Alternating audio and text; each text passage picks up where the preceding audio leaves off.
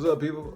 I'm not gonna lie, I was under the impression that minimalist is like pretty much this sort of monk person that lives all by themselves with one of everything and did nothing fun in their lives. Like everything they did was plain and simple and just like dull, like had no light to it at all. But I was wrong and a little bit biased because of like, how I grew up and consumerism. When you look at society from a different perspective, most people are praised for like the multitude of things that they have until they have too much and then they're called greedy, and that's a whole nother video. Nonetheless, the point is when you have like an abundance of something, like that should in turn equate to you being well off. You know what I'm saying? Happy, fulfilled, etc. However, when it comes to minimalism, I can see how doing the opposite of that would make a person cringe just a little bit. And that's perfectly normal because that's how it, kind of went down for me. The first thing I had to overcome when I became a minimalist was giving over the fact that I had to change my behavior. I had to change what I ate, what I did, what I consumed, what I bought, everything. Not necessarily saying you have to do all of that, but that's just what I did. And change does not come well to most people.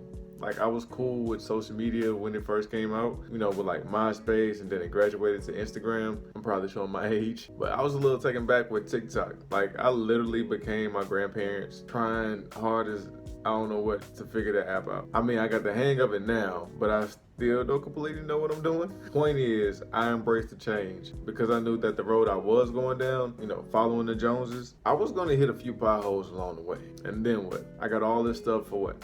Just to say I had it or to say I did it. None of that at the end of the day would mean anything if I wasn't doing it for me, which led me to my next process of removal. I donated and threw out a good amount of clothes that was cluttered in my closet and in my dresser, even stuff on my computer. Like I started deleting files and programs that I never used or wasn't using that much or just no longer needed. I don't know if you guys ever saw this show called Hoarders, but essentially these people hold on to stuff for like forever, it seems, and it gets to a point where it starts to hinder their lives, like for real.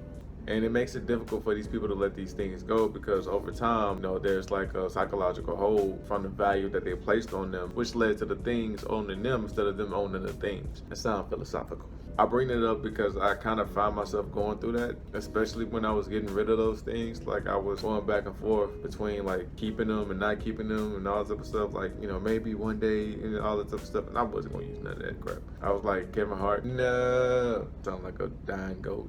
I felt like I was losing a piece of me in a sense, but I really wasn't.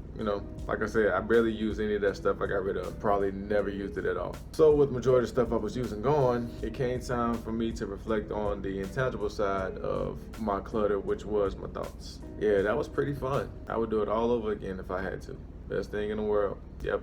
Pretty much, I had to have those tough conversations, those one-on-ones that I talked about as to why I needed all of that stuff and who was I now that I didn't have it. I felt uncomfortable because at that point in time, I felt empty, you know what I'm saying? I felt hollow.